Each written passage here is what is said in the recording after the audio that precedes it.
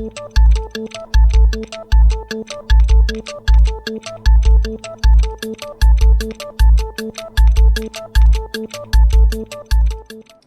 everyone, and welcome to the Daily Signal's first Top 10 episode of 2018, where we are counting down the top news stories of the week, many of which went misreported by the mainstream media, and some weren't reported at all. I am Genevieve Wood, and here to break all this down with me is our Daily Signal senior contributor, Jared Stepman, and our colleague at the Heritage Foundation, Jenny Montalbano.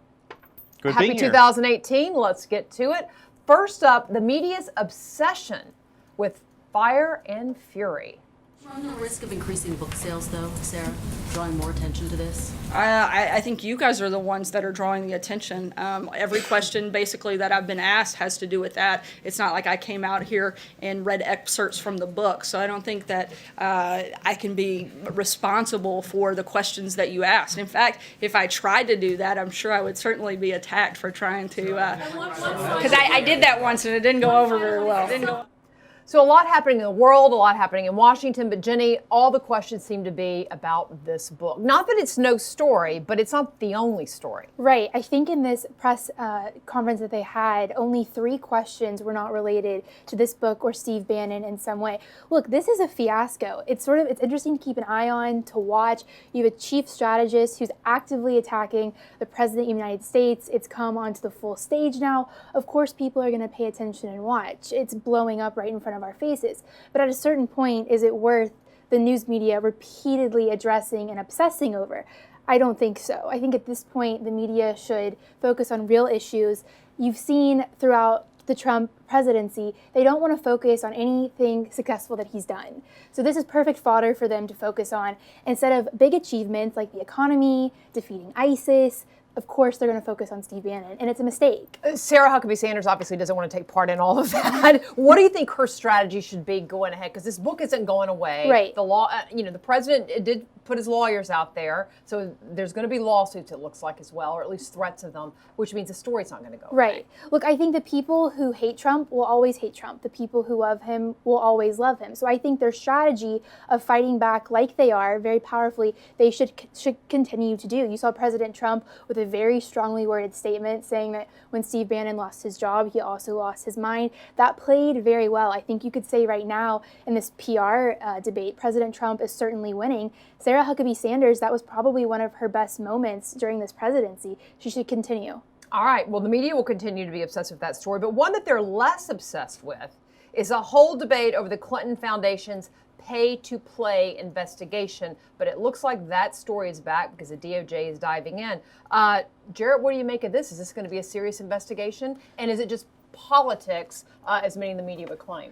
Yeah, I think this is a serious investigation. Certainly, this became a big issue during the 2016 election when a lot of allegations came out. There was this good Peter Schweizer book that came out essentially Clinton Cash that came out that essentially alleged the Clinton Foundation may be using funds improperly. Of course, that was the first Russia scandal to come out. And it's interesting, as you mentioned, the media has run with this as if it's politically motivated. I know the New York Times had a headline that used those very words, this politically motivated investigation, that I don't think it would use for the Russia-Trump collusion story that they've been so obsessing over the last few months. So yes, I think this is a very serious allegation, which, look, the Clinton Foundation brings in a lot of money, a lot of major donors from around the world.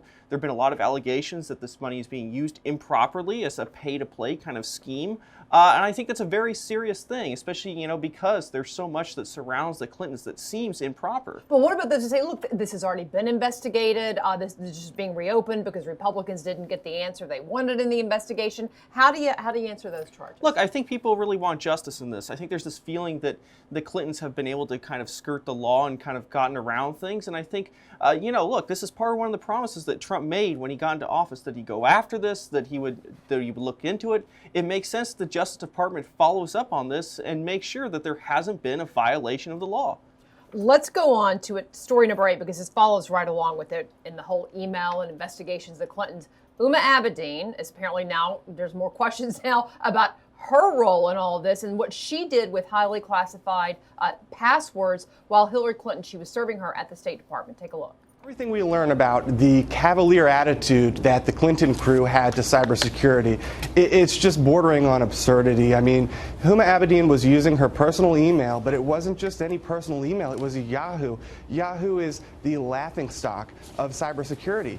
And when she first came on board on this new job, they sent her passwords, all the government systems. The first thing she does is turn around and email it to her Yahoo account. So Uma is back as well. I guess I don't know that her passwords are classified, but the way that she forwarded them onto the Yahoo account was foreboding, if you will, at the State Department. How serious is this, Jared? This is quite serious. I mean, she was apparently passing along through her private Yahoo account classified documents. I mean, this is I have to say, this is pretty serious a crime that I think a lot of people think if your average person had done this, they would have been seeing something like, well, prosecution, going to jail. And I think, look, I mean, this story just, continues to smolder. So much negative things have come out from, well, Anthony Weiner and this computer that was discovered that, had all these things on it. And I think these are pretty serious accusations against her. And look, it's incredible that, she decided to use her private email in this method that, maybe if, you weren't dealing with state secrets and things like that, maybe somebody would do. But that she rather recklessly used her private email to send some things that could get in the hands of foreign actors. I think that's a pretty scary thing. This is the exact same charge, basically, as that of her boss, Hillary Clinton. I mean, she also was using a private server and private email address to deal with classified documents. Yes, and Yahoo and Director Comey both have said that in the various breaches that Yahoo endured, state actors and hackers did access all Yahoo accounts. This includes Huma Abedin and Hillary Clinton. So not only was she forwarding these passwords, classified, heavily redacted documents were being forwarded, she claims, so they could easily be printed, which is laughable. That's not an excuse. And I think why people get so annoyed with this is because the Clintons and people connected to the Clintons are constantly acting like they're above the law. What surprises me is that somebody who, they went through so much trouble to set up these private servers, and yet at the same time they can be acting so sloppily and get themselves into kind of trouble like this. That's something that definitely strikes me with these allegations against Huma. Well, speaking of strikes, let's move on to nuclear strikes, shall we? And the media's freak out over President Trump's nuclear button wars. Take a look. So you probably heard, of course you've heard, everybody's heard on this. After New Year's, President Trump was tweeting about North Korea, and it's the war of the buttons. The North Korean president said he had a button, and then Trump said he had a button, and then everybody just started tweeting and screaming and shouting about it, and it's all just stupid. But first of all, nobody has a button. And this whole notion that it's like Dr. Strangelove and just people shoot nuclear weapons whenever they want, I mean, that's just absolutely fatuous. The president doesn't have a red button on his desk. Likely Kim doesn't either. So these are metaphors for I've got nuclear weapons. Yeah, well, I've got nuclear weapons too. But that actually isn't really news. If you actually listen to Kim's speech, he didn't actually threaten to start a nuclear war with the United States. He said, if you attack me, I will defend myself with my nuclear weapon. And we kind of already know they have nuclear weapons, so there's actually no news there. And Trump tweeted back, he says, yeah, well, I have nuclear weapons too. Well, that's not news. And if they attack us, we've always said we will retaliate with nuclear weapons. So there's actually no news in this news cycle. And what the real news is we're starting 2018 exactly the way we ended 2017, which is all these pundits and reporters obsessing about Trump's tweets in absence of any other knowledge or information or context, right? Statecraft is not just about what people say, it's about what people say in the context of what they do. And what's sad and pathetic is seeing reporters just going bonkers over these tweets without actually doing any analysis of, well, is there actually any change to US policy? Is there actually any escalation in the tensions with North Korea? Which of course there aren't. Now, I think that might have been forgivable a year ago when we had a new president, but here we are a year later. We have a lot of policy. We've got a brand new national security strategy, and the president's been president for a year. He hasn't started any nuclear wars. He hasn't actually started any new wars. And so the notion that we're still just gonna run around and scream about the tweets and not actually look at what American policy is, they can do that, but I think we ought to make a resolution as Americans. We're gonna be sensible, and we're actually gonna look at what our government does rather than just look at what people are tweeting about. That would be my resolution for 2018. Well, That was our own Jim Carafano's blistering take on the situation. Jenny, what do you think? I thought that Dr. Carafano nailed it in his analysis. The idea of a nuclear button is very rhetorical. In fact, it really oversimplifies the idea of nuclear warfare and if it were to take place, how it would go down. I think right now the media has completely overreacted to this. You're seeing them now questioning President Trump's mental health. He is in a virtual chess match with the North Korean leader, dictator. And right now it's just a war of words. And this is because North Korea does know that should they attempt anything, we will annihilate them. And President Trump, Rex Tillerson, Jim Mattis, they've all been very upfront about this. It's no secret to anyone on the globe that we will win. So right now, North Korea is doing what they do best. They're having fiery rhetoric. Every now and again, they'll launch a missile to provoke us. But the truth is their hands are very tied. Did Trump need to get into this in your view? Look, I'm okay with him getting into this, and I know there were of course a lot of liberal journalists that were freaking out and saying, well, look, a nuclear war could start any moment. And I'd like to go. There's this great book that just came out called The Second World Wars by Victor Davis Hanson, talk about the lead to World War II, and he had a great comment, and he said that bellicosity is not what leads to war. It's this, signaling to your enemies that you're not strong that often is what leads to war. And so I think a lot of this over the top fear that, we're going to start a nuclear war. Actually, I think to a certain extent we're pushing back on North Korea, which has acted very aggressively toward the United States, which has made threats of nuking Guam and things like this. And I think, it's a little bit of a breath of fresh air to see a president who says, no, you guys calm down. We have a lot of big weapons. Don't mess with the United States. Yeah, a president reminding people what the actual facts are, which is, as you said, Jenny, if we get into this, it's not going to end well for North Korea. It won't end well for anybody, but certainly won't end well for the people of North Korea. All right, let's go to story number 6. We're going to get out of Washington and New York and the crazies and go to Nashville, of all places. I think it was Nashville. Am I right about that? PETA, People for the Ethical Treatment of Animals, are going after country star Luke Bryan for his Christmas present to his wife. Watch this. All right. No, you're fine. You're fine. What? All right, here's your purses. Your 2 purses. Take your blindfolds off. Oh my God! Hey, you're rich. Oh my God! So apparently you can't even give a nice little pet for a gift at Christmas anymore without PETA going crazy. I know. A full disclosure, Luke Bryan is one of my favorite artists on the planet. I think he's fantastic. What PETA neglected to mention in their statement, this wasn't just a Christmas gift for his wife to have in the backyard. Their family has been through a lot of tragedy. His brother died when he was young. His sister died a couple years after. His brother-in-law recently died. He adopted all of their children and they're living with them. And then last year, his wife's young niece died at 7 months old. For the niece, what they did is they started something called Brett's Barn. They have a lot of animals, and what they've been able to do is bring children in from the local communities to come visit. It's really a great story that his wife started. So PETA has overreacted, and they're trying to villainize someone who was a great guy. He has stayed very humble, connected to his fans. He's patriotic. I met him a couple years ago at the Houston Rodeo. He's everything that you want in someone for your kids to look up to. He's just a good guy who was trying to do a good thing, and PETA is villainizing him, and it's not fair. Well, they're always looking for a way to kind of get their organization's name out there, and this is probably one of them. Yes. Yeah. He doesn't follow Nashville, Jared. He's not into that. All right, let's go from Nashville to Oregon, which Jared is following, because Oregon, believe it or not, is one of 2 states, Oregon and New Jersey, that don't allow people, at least until very recently, to pump their own gas at the pump. But Oregon's making a change, and Oregonians are freaking out. What's going on, Jared? You're from California. You must know. This does make me laugh. This whole story makes me laugh. And, of course, there are people from Oregon saying, well, how am I going to pump my gas? I've been doing this for so long. And, of course, people mocking them on Twitter and social media, laughing and saying, well, if you can't pump your own gas, let me start a little school to teach you how to dress yourself in the morning and brush your teeth and things like that. And I do have to say, I have a little sympathy for Oregonians in this. It does kind of show you the example of what happens when the government mandates something is kind of given to you. And I realize it's a kind of protectionist measure to try to protect the jobs of people pumping gas, which was very common not too long ago in this country, in the 1950s. A lot of gas stations used to pump gas.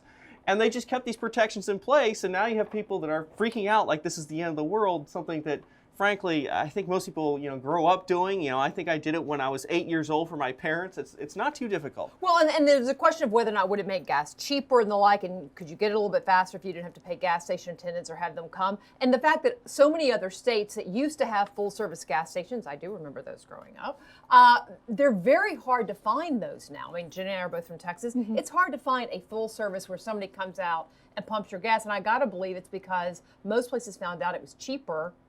You can make the price of the pump lower if people pump their own gas. Yeah, if there was a real impact, you wouldn't have just 2 states still doing like they're doing. You would have much more. And so regulated. Like, if you want to have both, fine. Right. But in these states, you don't have that option. And given that there's still a population in Oregon that likes this and prefers this, I'm willing to bet that a lot of Oregon stations are going to continue it for some of their older customers. But look, I mean, it's just kind of market forces have come into play. It's expensive to hire somebody to sit there and pump gas, a very common thing. It's actually lowered a lot of prices for, obviously the gas companies, which transfers to us, makes things a little cheaper. So it's definitely a good thing that these protections have been removed over time. But I'd imagine a few stations there have some older customers that keep going. They say, well, we'll keep that service going for the people who are used to this. But it ought to be up to station owners as to what course. they want to offer and do, and then the consumer can decide where they would like to go and buy their gas. All right, let's go to internationally now, where the French president is now proposing to ban fake news. Question, of course, is who will determine what is fake news? Jared, why is he doing this? I mean, I know he suffered from a lot of, maybe hyped up news from time to time, but he still won, but he seems to be kind of hurt over it. Yeah, actually, he's following the footsteps of Germany, which also has recently passed a law that forces social media companies like Twitter or Facebook to remove what they consider fake news or what they consider hate speech. But who considers? But that is the problem with all this. Is it a government board that's going to decide, well, this is real and this is fake? And I've written about this fairly extensively. I have this piece in Daily Signal called The History of Fake News, which talks about why the Founding Fathers of the United States feared things like this. Because ultimately, if there's a government strong enough, powerful enough to say, this is fake, this is real, this is fake, they have a power to do so much more and to determine what is truth and what is not truth. And the founders decided to leave that to the people, to a relatively free press that would say, look, there are some stories that say have one set of facts and others has another.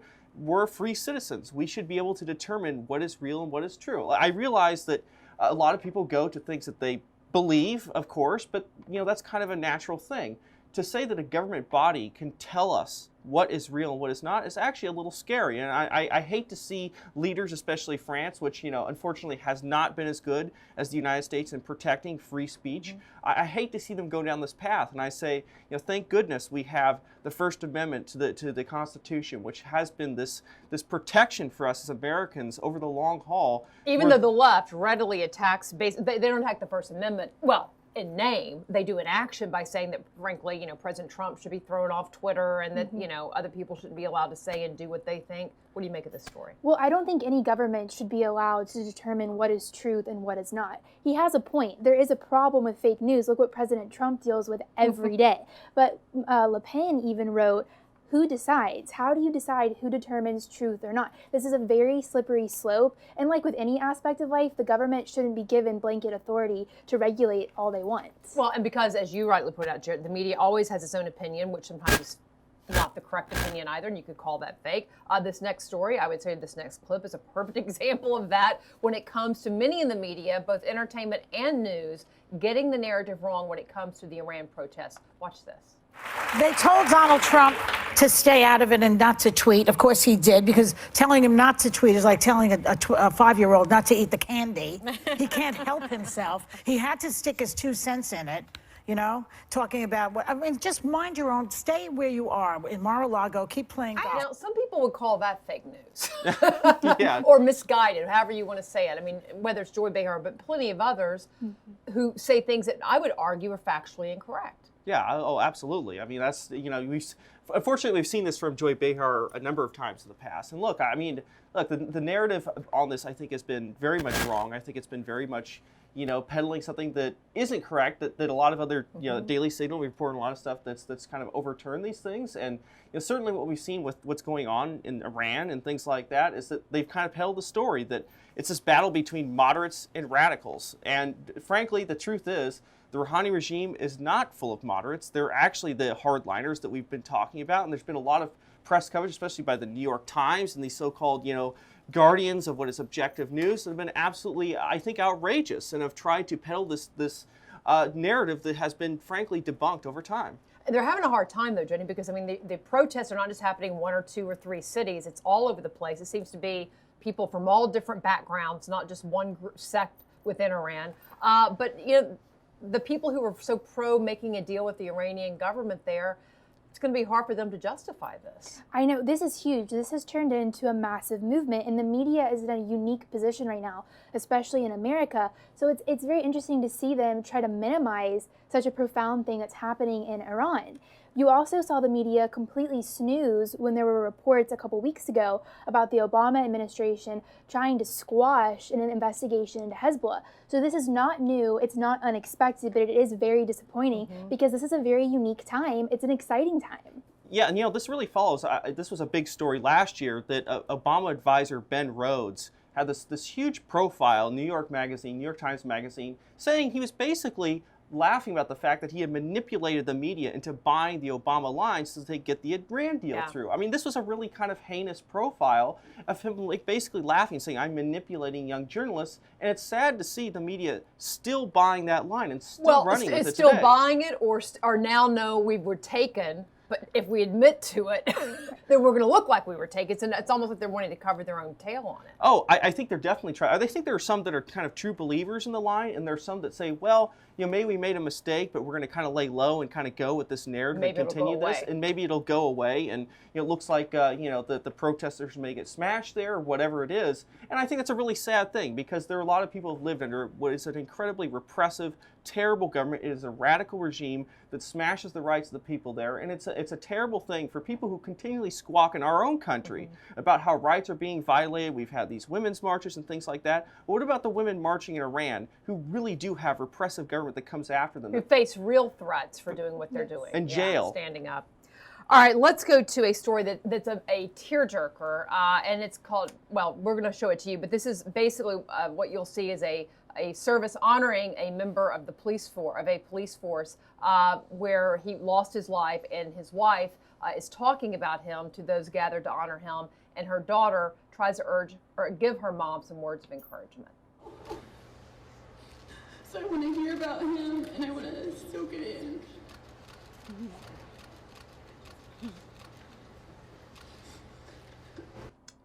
So that was hard to watch that clip without getting really emotional, but what do you think of that, Jenny? It was terrible to watch. It's terrible that it happened like it did. This officer responded to a domestic violence dispute New Year's Eve and was shot and killed. And so New Year's Day, you saw him being laid to rest. The family was there. And the little girl, he left behind 2 little girls, was telling her mom, just be happy. But I think more than anything, it sort of highlights how important our first responders are, how much they put on the line every day to protect our country, to protect us. Lately, they've been unfairly getting accused of different things. The left peddles a false narrative about them a lot of the times, which is so unfortunate because they do so much for us every day. And so important that we honor them. Yes. All the time, but certainly when we lose one of them, to make sure that especially their family members that are left behind know that they're still cared about. All right, well, a story that we're going to end with this week got a fair amount of attention in the press, but it's probably going to be something that many of you are happy about as well, because the Dow Jones hit 25,000, which is not the first time it's hit 25,000, but the first time it closed at 25,000, and it was the fastest 1,000-point gain in history, Jared. President Trump tweeted a lot about this, but this has big impact for not just people on Wall Street, but anybody with investments, anybody with a 401k, pensions, anybody invested in any shape or form in the stock market. Yeah, this is huge news. Now, I mean, I wouldn't want to say that the stock market is the economy, but there are a lot of other good things that are happening too. But it's an indicator But it's an indicator that it's a healthy economy, and it shows how, frankly, so wrong. There were so many prognosticators. I remember when Trump got elected, who said that, well, the Dow Jones is just going to crash. It's done. We had liberal columnist in the New York Times, Paul Krugman, saying essentially, well, it's never going to return to normal. It is done forever. And here we are a year later, and things are doing very well. The business community has responded to what's happening. I think a big thing that's lost in this, we've had, of course, these big tax cuts, which I think are great, which I think are there's a lot of optimism, but also the Trump administration and Congress have gone after regulations and the things that have held back the economy. I think there are a lot of businesses now that say, now we can finally start investing in the American economy because we know that the government is not going to meddle and is not going to come after us.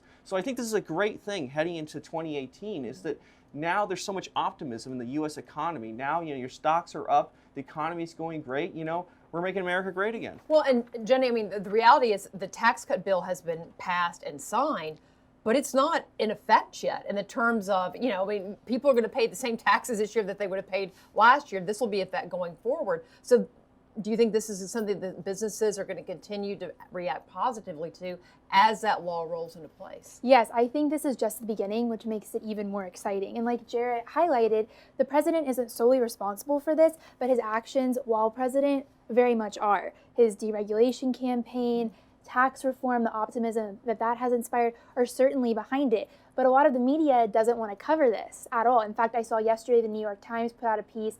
In the headline, it said, "The party has to end but when." They couldn't celebrate how great this is and said they already had to look to when is it going to fall, when are things going to go south. They can't celebrate something that's good for the entire country, which is pathetic. Well, and no doubt, and people have said, when you do tie yourself to a rising stock market, what happens when it does take a dip and go down? And many times it does correct itself, if you will, drop a few points. But the trajectory under the first year of President Trump has been up, up, up. Let's all hope for everybody's sake that continues. All right, everybody, thank you very much for being with us here on our first episode of 2018. Make sure you always like us on our Facebook page, and that way you'll know when we're going live, and we'll see you back here next week. Have a great weekend.